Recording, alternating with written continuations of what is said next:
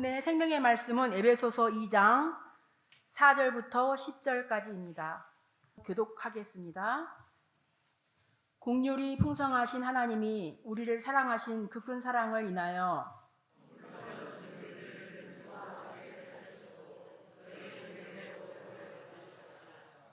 또 함께 일으키사 그리스도 예수 안에서 함께 하늘에 앉히시니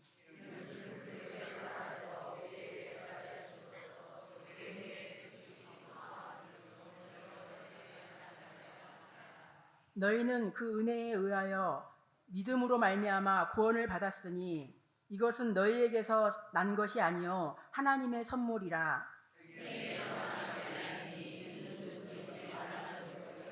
다 같이 우리는 그의 만드신 바라 그리스도 예수 안에서 선한 일을 위하여 지으심을 받은 자니 이 일은 하나님이 전에 예비하사 우리로 그 가운데서 행하게 하려 하심이라. 아멘.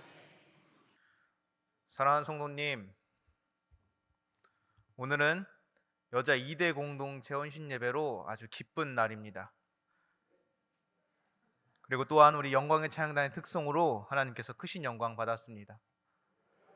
너무나 은혜롭고 충격받았는지 밖에는 눈보라가 휘몰아치고 있습니다.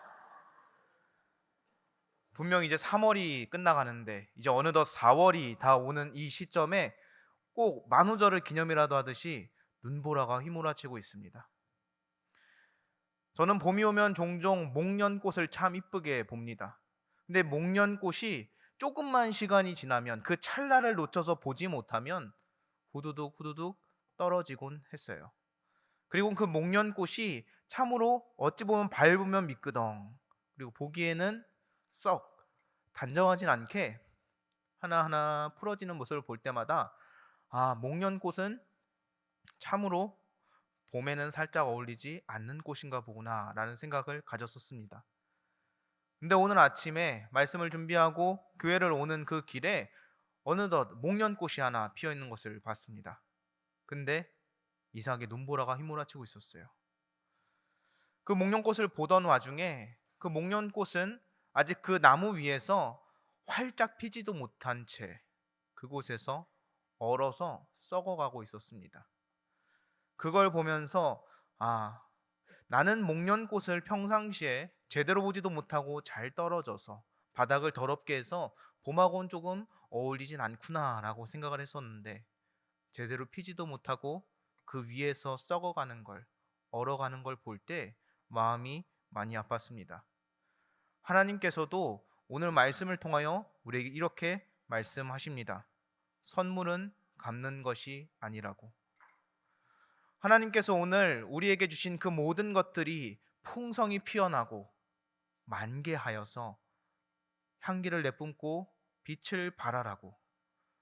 내가 준 선물은 갚는 것이 아닌데 그것을 갚고자 노력하여 그 선물을 온전히 누리지 못하는 우리를 보며 안타까움에 이 눈보라와 오늘 말씀을 우리에게 주는 줄 믿으시기 바랍니다. 오늘 말씀은 에베소서 말씀입니다. 이 에베소 교회에는 큰 문제점이 하나 있었습니다. 바로 문제점이 무엇이냐면 유대인과 이방인들이 서로 분열하고 있다는 것이 큰 문제였습니다. 분명히 다 예수님을 믿기로 작정한 자들이, 예수님을 듣고자 하는 자들이 모였던 이 에베소 교회에 큰 문제는 바로 분열이었습니다. 우리나라도, 이 세상도, 이 지구도 봄이 오는지 겨울이 오는지도 알지 못하는 이 갈팡질팡하는 곳 안에서 이 세상의 모든 것들이 균열하는 이 가운데서 하나님께서는 오늘 말씀을 통하여 우리에게 말씀하십니다. 선물은 갚는 것이 아니라고. 선물은 갚는 것이 아니라 누리는 것이라고. 이런 말이 있습니다. 부모의 마음이 아이의 날씨이다. 부모의 마음이 아이의 날씨이다 라는 말이 있습니다. 부모가 어떤 마음으로 집에 있는지, 어떠한 표정으로 집에서 지내는지, 아이와 대하는지에 따라 아이의 날씨가, 아이의 세상이 결정된다는 것입니다. 부모의 마음이 언제나 우중충하며 부정적이고 그 안에서 희망이 없으면 아이가 살아가는 세상의 날씨는 계속 구름이 껴있고 어두우며 그래서 희망을 찾지 못합니다. 그러나 또 한편으로 부모가 언제나 웃고 언제나 해맑고 다 괜찮다고 하여 여름과 같다 하면 그 아이는 부모하고 살 때 여름만 맞받기에 이 세상을 이겨낼 수 없습니다. 그러나 부모의 마음이 봄, 여름, 가을, 겨울 뚜렷하다면, 그리고 그때그때 맞게 명확하다면 그 아이는 어디에 가서도 봄, 여름, 가을, 겨울을 누리며 준비하며 살아갈 수 있습니다. 이거와 같이 하나님께서는 하나님의 마음을 제대로 알기를 원하세요. 우리가 이 세상의 것들을 바라보면서 우리의 날씨를 정하는 것이 아니라, 우리 삶의 날씨를 이 세상의 것들로 정하는 것이 아니라 하나님의 마음을 봄으로 우리 삶의 날씨를 정하기 원하십니다. 그리고 하나님께서는 우리에게 명확하게 말씀하세요. 봄은 이때 올 것이며 이렇게 준비하여라. 그리고 이렇게 누려라. 그리고 여름은 이때 올 것이니 여름은 이런 것이며 이렇게 누려라. 그리고 가을과 겨울도 마찬가지입니다. 그래서 이 에베소 교회에 하나님께서는 이방인과 유대인들이 서로 불평불만하며 서로 이해 못하는 그 안에서 우리에게 이렇게 말씀하세요. 교회는 예수 그리스도를 머리하여 한 몸이다. 예수를 믿음으로 그 안에서 우리는 하나 된다. 그리고 나서 이렇게 말씀합니다. 함께 연합하여 살아라. 함께 연합하는 것 얼마나 힘듭니까? 우리와 생각이 다른 사람들을 이해하는 건 참으로 어려워요. 정작 아주 작은 거 하나에서 치약을 끝에서부터 짤지 중간부터 짤지를 고민하는 것도 참 맞추기 어렵습니다. 누군가한테 이야기를 듣고 바꾼다고 한들 내 마음에서 이해가 안 돼요. 어디서 짜든 무슨 상관일까? 내가 저 말을 들어야 할까? 그러나 하나님께서는 이것들이 우리의 생각으로 되는 것이 아니라 믿음으로, 예수님으로 된다고 말씀하십니다. 그래서 오늘 본문 4절에 하나님께서는 이렇게 시작하세요. 세번역 성경에 그러나 하나님은 자비가 넘치는 분이셔서 우리를 사랑하신 그 크신 사랑으로 말미암아 범죄로 죽은 우리를 그리스도와 함께 살려주셨습니다. 여러분은 은혜로 구원을 받았습니다. 예수 그리스도께서 죽으셨는데 그와 함께 살아난 자가 누구라면 나입니다. 근데 내 삶을 돌아보면 내 삶이 예수님과 함께 살아난 사람인지 의심스러워요. 시편 116편에 보면 이렇게도 이야기합니다. 모든 사람은 거짓말쟁이라. 근데 그 다음 절을 보면 이렇게 나와요. 여호와께서 내게 주신 모든 은혜를 무엇으로 보답할꼬. 이 말은 꼭 다르게 들립니다. 나는 이제 더 이상 사람의 문제에 대해서 생각하지 않을 것입니다. 하나님께서 나를 실망시키지 않으셨으니 미래에도 나를 실망시키지 않을 줄 믿습니다.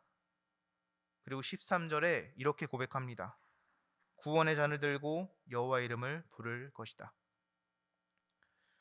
세상 사람들이 다 거짓말쟁이라는 이 11절의 말씀, 거기엔 나도 포함됩니다. 사랑하는 성도님, 자신을 잘 돌아보기 바랍니다. 정말 그 일에 화가 안 나셨습니까? 정말 그 일이 용서가 되십니까? 정말 그 일이 아무렇지 않습니까?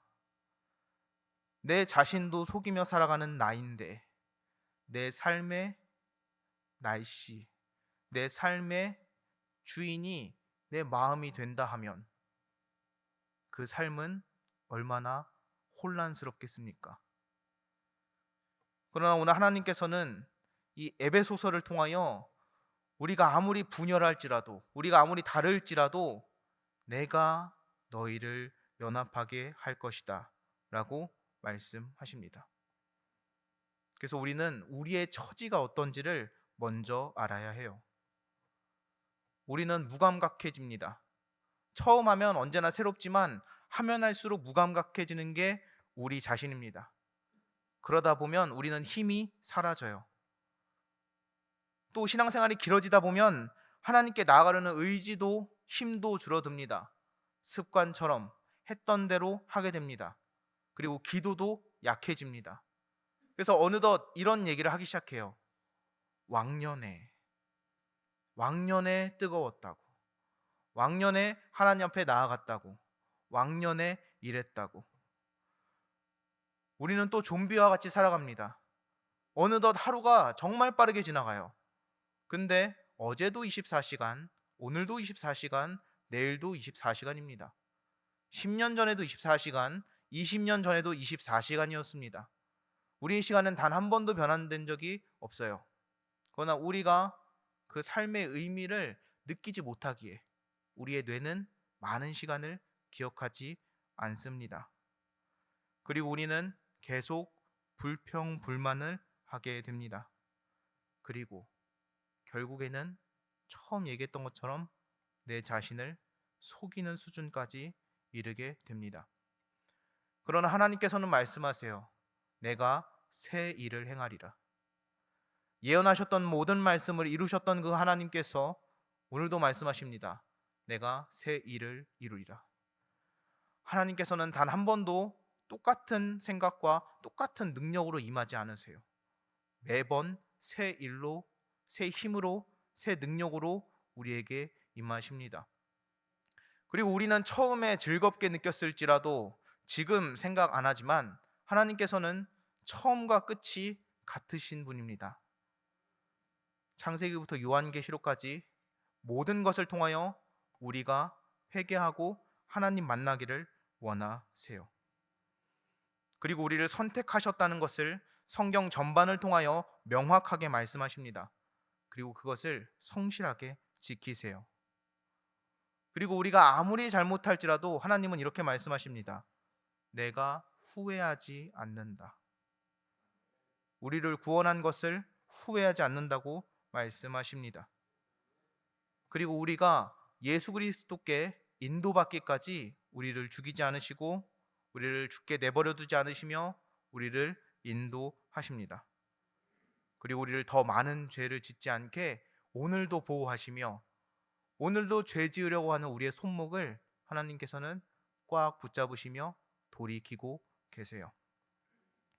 이것이 바로 우리 하나님이 우리를 위하여 하신 일입니다. 우리는 종종 이렇게 기도해요. 하나님, 성령 충만을 주세요. 하나님께서 대답하십니다. 그래, 성령 충만을 받아라. 우린 또 기도해요. 하나님, 성령 충만을 주세요. 그럼 하나님께서 또 응답하십니다. 그래, 부부관계에서 사랑하고 섬기렴. 우리는 또 기도합니다. 하나님, 성령 충만을 주세요. 하나님께서는 또 말씀하십니다. 서로 공경하고 사랑으로 훈육하는 가정이 되렴. 우리는 이쯤 되면 답답해서 기도를 안 하던가 하나님한테 화를 내기 시작해요. 그럼 하나님께서는 이렇게 말씀하십니다. 너희의 모든 기도는 분리하는 기도구나. 그러나 내가 너에게 줄 수 있는 건 사람들 속에 녹아져 연합하는 것뿐이다. 사랑하는 성도님, 우리는 모든 것을 통하여 분리하고자 합니다. 내가 그와 다르다고, 내가 특별하다고, 내가 더 옳다고, 내가 더 맞다고. 그러나 하나님께서는 우리의 모든 기도의 응답으로 이렇게 말씀하십니다. 그 속에 녹아들어야 한다고, 그 속에서 연합되어야 한다고. 우리는 이 신생중앙교회 부흥을 바랍니다. 이곳에 하나님을 찬양하는 이가 더 많아졌으면 하고 바랍니다. 그러나 우리가 먼저 녹아져 연합되지 않는다면, 우리가 먼저 녹아져 연합되어 있지 않는다면 그들이 온다 한들 더 큰 분열만 부를 뿐입니다. 사랑하는 성도님, 이 에베소 교회는 이방인과 유대인, 서로 다른 민족이, 서로 다른 인간이, 전혀 다른 문화에 살던 사람들이 모여서 연합된 교회입니다. 그리고 이곳에 있는 말씀은 바로 오늘의 말씀이에요. 하나님께서 예수 그리스도의 안에서 우리를 창조하셨다. 오늘 말씀 10절을 세번역 성경으로 보면 이렇게 증언합니다. 우리는 하나님의 작품입니다.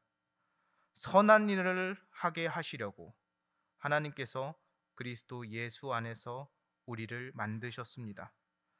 하나님께서 이렇게 미리 준비하신 것은 우리가 선한 일을 하며 살아가게 하시려는 것입니다. 아멘. 사랑하는 성도님, 우리는 하나님의 작품입니다. 하나님께서는 선물을 갚으라고 하지 않으셨어요. 은혜를 누려라. 선물을 누리라고 하셨습니다. 우리는 오늘도 살아가며 세상으로부터 이렇게 이야기를 들을 거예요. 돈 없음으로 한 대 맞으면서 이것을 갚아야지. 너가 힘 없음으로, 너가 건강하지 못하여서 세상에 한 대 맞으면서 이것을 너가 갚아야지. 그리고 우리의 행동 하나하나를 꼬치꼬치 깨물으며 너 이거 잘못했으니까 이것에 대하여 갚아내야지. 그러나 하나님은 우리에게 이렇게 말씀하세요. 은혜를 누리라고. 내가 준 선물을 누리라고. 그것을 흘려 보내라고. 제 친구 중에 막 사업을 한다고, 장사를 한다고 했던 친구가 있습니다. 근데 어느덧 그 장사하는 그곳에 한 손님이 왔어요. 근데 손님이 정말 얼토당토 않는 제안을 하는 겁니다.